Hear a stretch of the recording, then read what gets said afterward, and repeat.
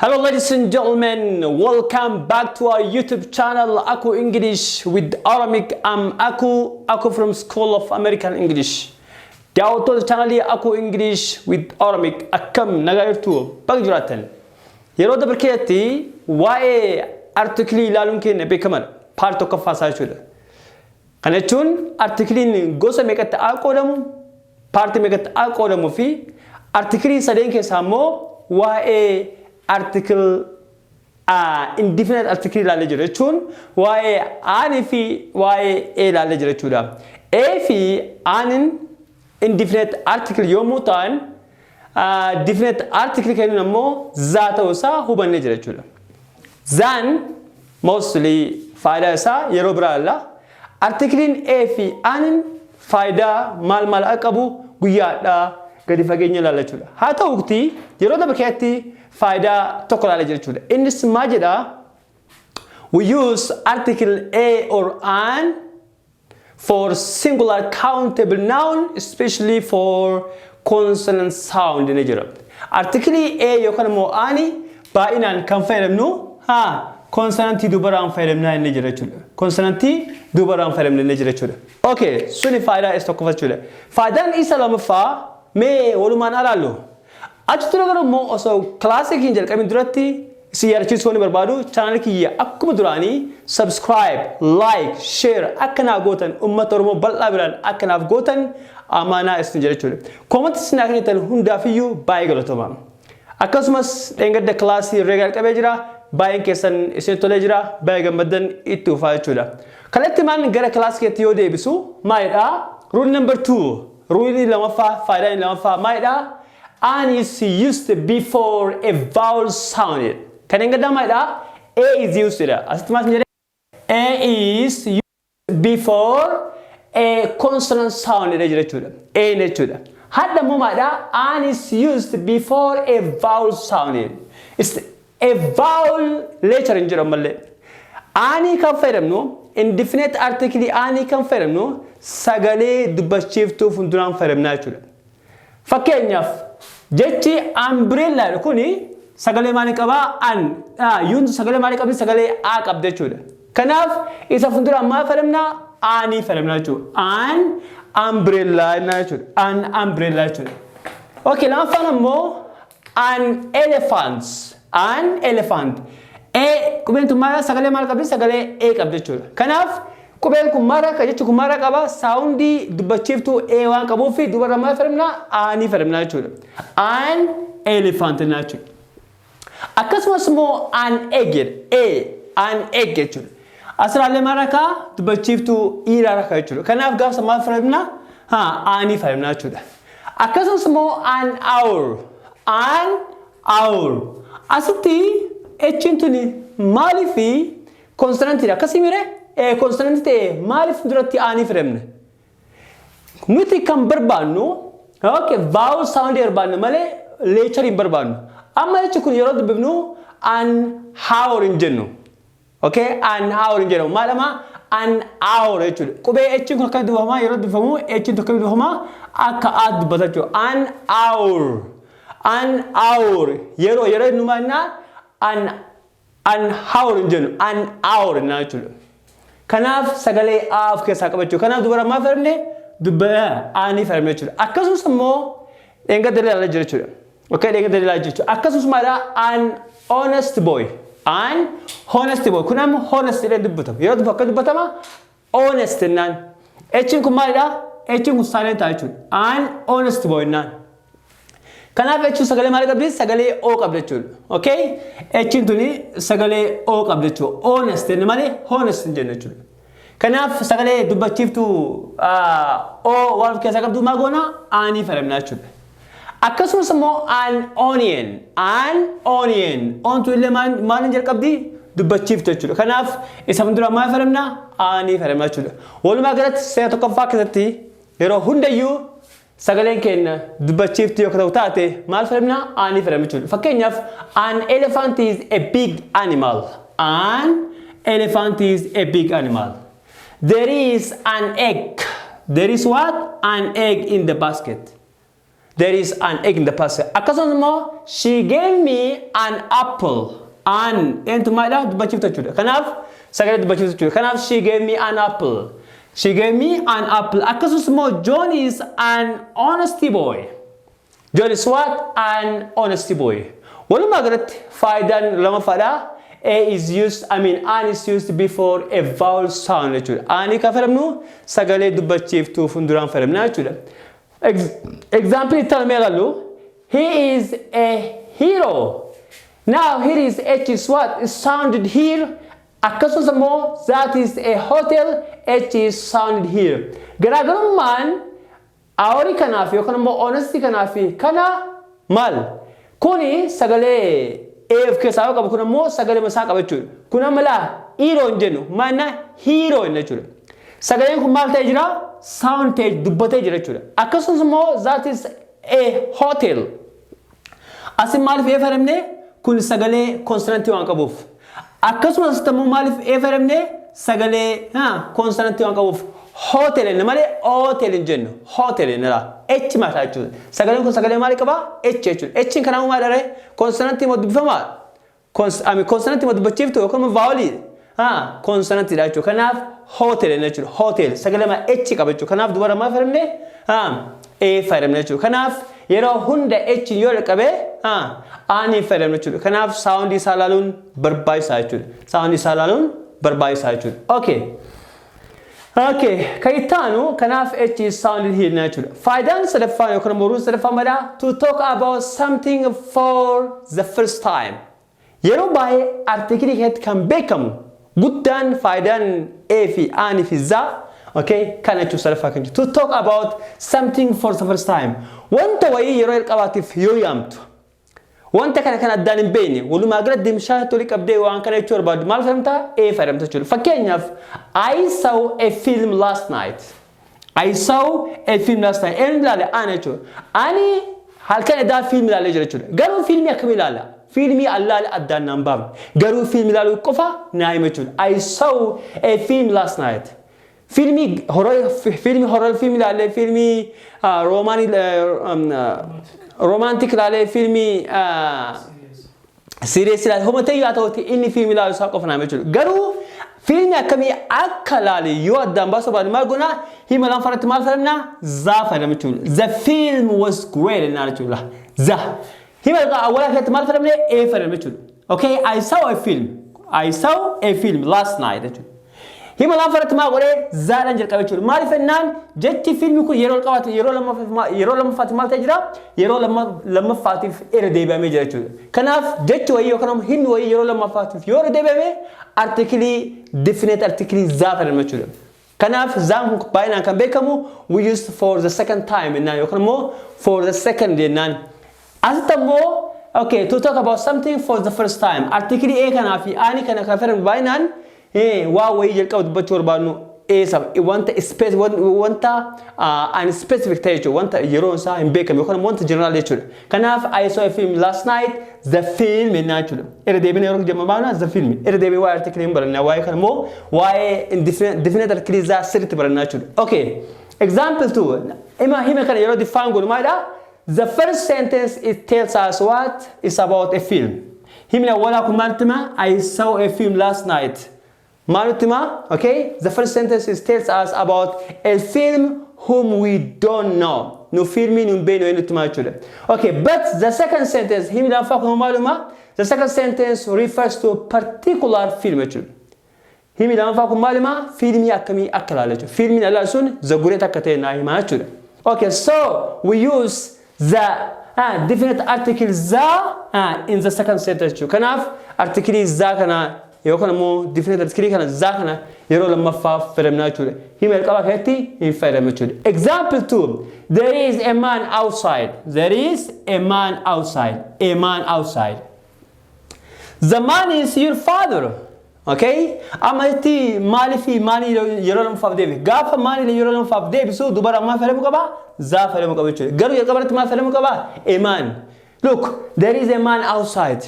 Okay, nama tu ala jira, nama witu ala jira. Nama san bene jira, bene chuda. Kanaaf maal fayyadamne? A fayyadamne chuda. There is a man outside. Yeroo lammaffaatif jecha maali kana yoo fayyadamnu maal fayyadamna article za fayyadamu jechuudha. Okay, the man is your father. Namichi alaabsummaadha abbaa kee jechuudha. Example 3. I planted a tree in my garden last year. I planted what? A tree in my garden last year. Ani waggaa dabre oddoo keessatti maa godhe plant yookaan immoo muka dhaabe jechuudha. I planted a tree. Asitti maal fayyadamne a fayyadame jechuudha. Asitti maal fayyadamne a fayyadame jechuudha. Hima kana yeroo lama faafiroo maal fayyadamna za. The tree has now grown big. Okay, look, the tree. Yeroo lama faaf maal deebi'e tree deebi'e jechuudha. Kanaaf yeroo lama faaf deebi'e maal dubara fayyadamna emo ani I mean emo za fayyadamna jechuudha. The tree has now grown big. Amma waa'ee muka beeknee jira jechuudha. Awwa maalidha? I planted a tree in my garden last year. Okay, ani oddoo kee duuba muka dhaabee jira jechuudha. Muka dhaabee jedhe malee okay, muka sun maal akka ta'e nu himne jechuudha. Hima lafa irratti malee the tree has now grown big. Muka sun amma maal ta'e jira guddatee jira jechuudha. Kanaafiyyuu beeknee jira jechuudha. The last example, where is the money I lent you last week? Which money? Qarshii kam? Where is the money I lent you last week? Qarshii wayiitu jira jechuudha. Asitti maal fayyadame za fayyadame jechuudha. Azura haasaa wayii jira jechuudha. Okay, which money? Qarshii kam? Okay, which money? Which money? Qarshii namicha kenneeftu jira jechuudha. Okay, where is the money I lent you last week? Qarshii an torbaan dabre si liqeesse meetoo jedheen jechuudha. Kanaaf qarshii liqeessuu isaanii beekna? Hin beekne. Okay, which money? Qarshii kam? Okay, the one who lent you last week jechuudha. Kan yeroo dabre si liqeesse jechuudha. Kanaaf asirra maal fayyadamne za fayyadamne jechuudha. Haasa'ii wayii fuuldura ni jira jechuudha. Kanaaf faayidaan lamaffaa to talk about something for the first time jechuudha. Okay, faayidaan lammaffaan maalidha? Before the names of a profession or job. Hojiiwwan profession yookaan immoo beekamaa fuulduraan maal fayyadamna? Article A fayyadamna jechuudha. We use what? Article A yookaan immoo ani fayyadamna jechuudha. Fakkeenyaaf her father is a teacher. Abbaan isaa maalidha? Barsiisaa jechuudha. Kanaaf sira maal fayyadamne A fayyadamna jechuudha. I am an engineer. I am an English teacher. An English teacher. Okay, akkaataa soundii keenya ilaalee itti fayyadamna jechuudha. I am an English teacher. Kanaaf profession maalidha? Barsiisaa afaan Ingiliffaa jechuudha. She is a doctor. She is what? A doctor. Okay, doctor maalidha? Profession job jechuudha. The last one is Habib is a swimmer. Habib is what? Is a swimmer. Habib maalidha? Doctor jechuudha. A swimmer. Or you can say Mary is what? She is a singer jechuudha. Or you can say she is an artist. Okay? Mary is what? Mary is an artist. Okay? Ani fayyadamna jechuudha. Kanaaf artistii maal jechuudha? Profession jechuudha. Kanaaf faayidaan afuraffaa walumaa galatti A fi ani kenna profession yookaan immoo hojii fuulduraan ni fayyadamna jechuudha. Okay, rule number 5. A or an can be used before a countable noun which represents a class jechuudha. Afuraffaan kullee shanaffaan kun maalidha? A fi ani ni fayyadamna jechuudha. Waa wayii bakka bu'uuf ni fayyadamna. Fakkeenyaaf we use before countable noun wanta lakkaa'amu fuulduraan ni fayyadamna which represents what? A class. Wanta wayii bakka bu'u jechuudha. Okay? Wanta wayii bakka bu'u jechuudha. Fakkeenyaaf a cow gives a milk. A cow gives a milk. Horiin yookaan immoo sa'i maal godha? Aanan kenna jechuudha. A cow gives a milk jechuudha. Saa tokko kenna? Saa hunda kenna jechuudha. Kanaaf a cow kan kun maal bakka bu'a? Horiiwwan kaanillee bakka bu'a jechuudha. Kana jechuun maal jechuudha? Every cow gives a milk jechuudha. Aanan horiin kamiyyuu maalidha? Aanan ni kenna jechuudha. Kanaaf it represents what? It's a class jechuudha. A class of a lot of things. A class of something jechuudha. Bakka bu'aa wayii jechuudha. A cow gives a milk.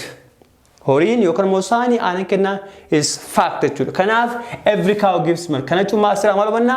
Horiin baay'een yookaan immoo horiin hundaniyyuu maal kennu isaa hubanna? Aanan kennu isaa hubanna jechuudha. The next one is it's a garden has tree. It's a garden has what? It's a tree. Garden yookaan immoo oddoon duuba maal qaba? Muu qaba jechuudha. So asirraa maal hubanna? Every garden has tree. Okay, oddoon duuba baay'een isaanii maal qabaachuu hubanna? Yookaan immoo oddoowwan baay'een akkasii maal qabaachuu hubanna? Mukni jiraatu isaa ni hubanna jechuudha. This is obvious jechuudha. Kuni beekama jechuudha. Kanaaf article A ammallee classii dubaraan yookaan immoo wanta beekama dubaraan ni fayyadamna jechuudha. Okay. Rule number 6. Rule jaaffaa. A is used in exclamation before singular countable noun. Ammallee singular countable noun yookaan immoo qeenxee fuulduratti A yoo exclamation xumuramanii fayyadamna jechuudha. Fakkeenyaaf waa wayii ajaa'ibsu jechuudha. Fakkeenyaaf what a beautiful flower it is. Mallattoo maal fayyadamne? Raajifannoo fayyadamna jechuudha. What a beautiful. Asitti maal fayyadamna? A fayyadamna jechuudha. What a beautiful flower it is. What a beautiful flower it is. Akkasumas what a cold day. Guyyaa kam qorru. Mallattoo gaafa hin jiraachuu. Kanaaf asirra maal fayyadamna? Waa'ee qorraasaa jechuudha. What a cold day. Guyyaa kam qorru jechuudha. What a cold day. And what an ugly lady. What an ugly. Maal meettiin akkana fakkaatu jechuudha. What an ugly lady. Mallattoo raajifannoo qaba jechuudha. What an ugly lady. Okay? What a beautiful life. What a beautiful life jechuudha. Asirratti mallattoo maal qaba? Mallattoo raajifannoo qaba jechuudha. Kanaaf wanta ajaa'ibsiisaa raajifannoo dubarraan yookaan immoo fuulduraatti fayyadamnullee maal fayyadamna? Artiklii A yookaan immoo ani ni fayyadamna jechuudha. In general, walumaa galatti daawwattoota kiyyaa waa'ee indefinite article osoo xumuruun duratti jechuudha. Walumaa galatti waan dubbachuu qabnu maalidha? In general, we use a or an to talk about non-specific things or people jechuudha. Walumaa galatti indefinite article wanta hin beekamne fuulduraan fayyadamna jechuudha. Okay? Garuu immoo article definite article immoo wanta baay'ee fuulduraan fayyadamna san kilaasii sadaffaratti walitti deemna jechuudha. Kanaaf in general we use a or an to talk about non-specific things or people. Non-specific things wanta hin beekamne wanta generality wajjin fayyadamna jechuudha. Examples, do you have a pencil? Look guys, example, do you have a pencil? Maas hin jedhe? Pencilii qabdaas hin jedhe. Pencilii kam? Inni kasi gaafate. Pencilii bifa ta'e yaa ta'uti. Gurraacha ta'e adii yaa ta'uti. Walumaa galatti maal si gaafate? Pencilii mas gaafate jechuudha. Maal jedhee? Do you have a pencil jechuudha. Achi booda keessaa filatuun mirga isaati. Do you have a pencil? Okay. Do you have the pencil that Bona gave you? Look guys. Amma sira maal fannee? Do you have the fayyadamna jechuudha. Maal fennaan adda nu baasee jira jechuudha. Do you have the pencil that Bona gave you? Okay. Pencilii Bona si kenne qabda. Okay. Do you have the pencil that Bona gave you? Asirratti awwala maal jedhee? Do you have a pencil? Asitti maal fayyadamne? A fayyadamne jechuudha. Maaliif A fayyadamne? Because pencilii kam akka ta'e hin beekne jechuudha. Do you have a pencil bichaadha jechuudha.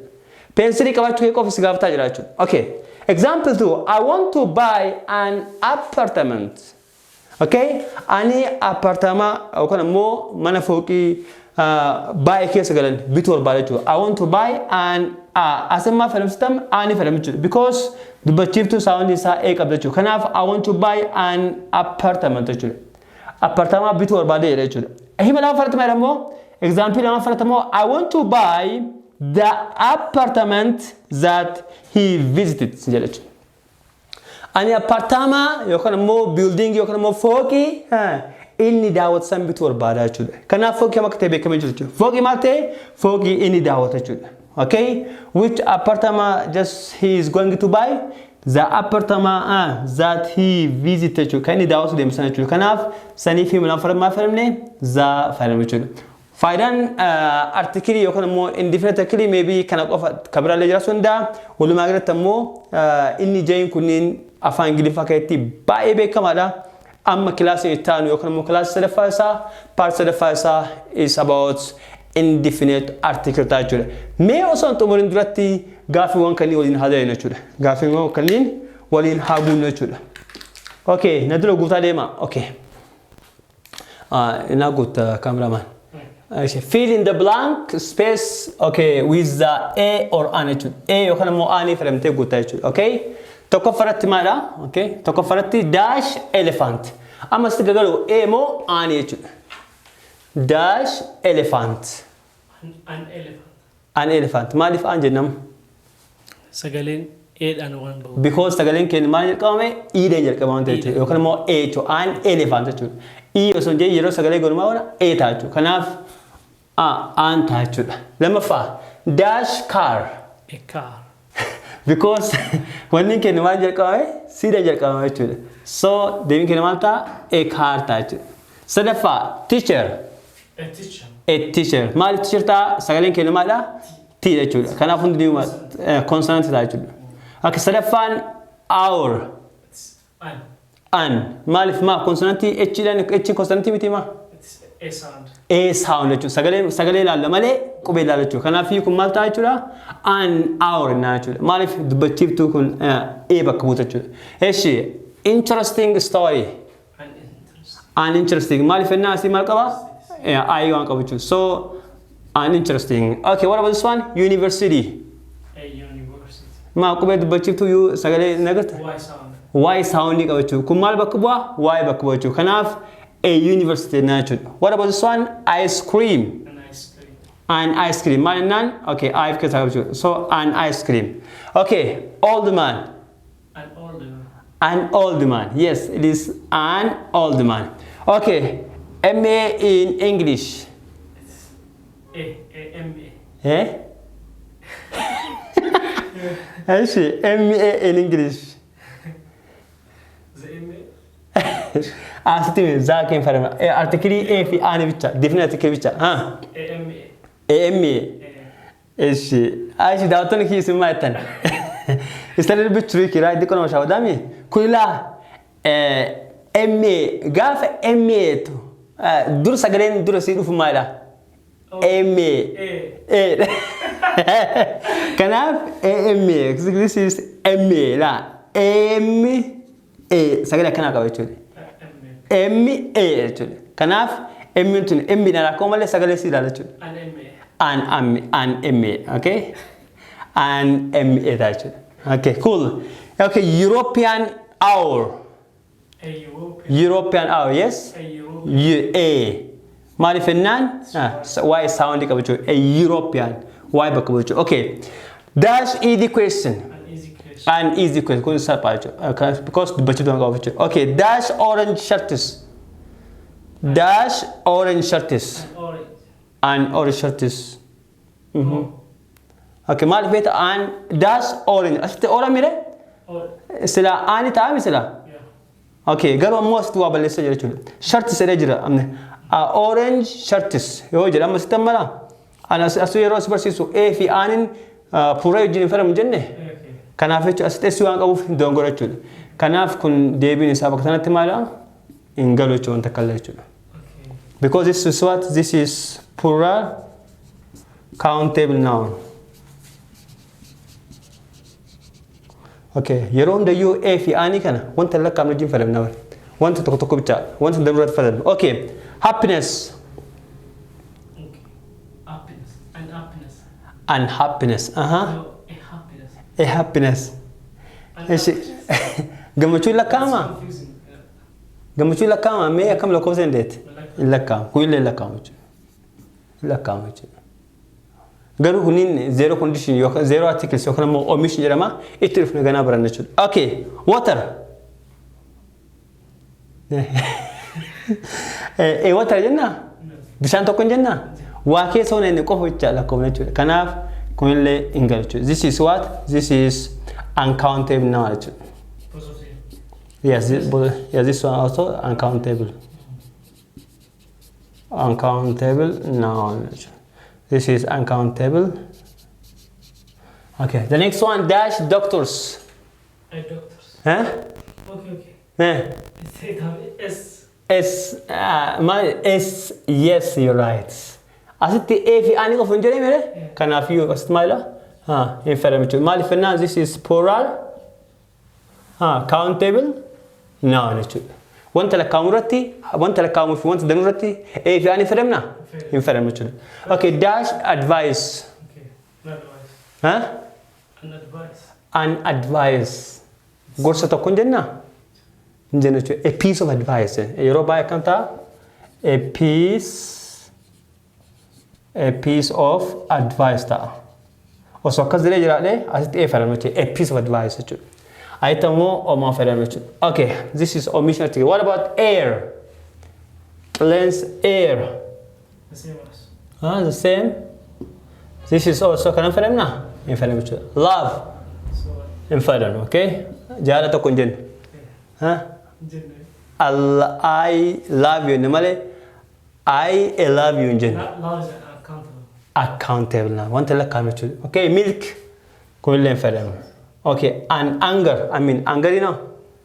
Kanaf kan hundatu maila wanta countability fi uncountability hundatu mal faramnu e fi ani faramu chude. Kanaf daawto channel aku English with Oromic barumsi hadaf qopheessee isin dhiyeesse kana fakkaata. Kutaa taanu part sadaffaa fi kadhuma kan ta'e indefinite part dhumati miti part lama naaf jechuudha. Indefinite I mean definite article ilaala jechuudha.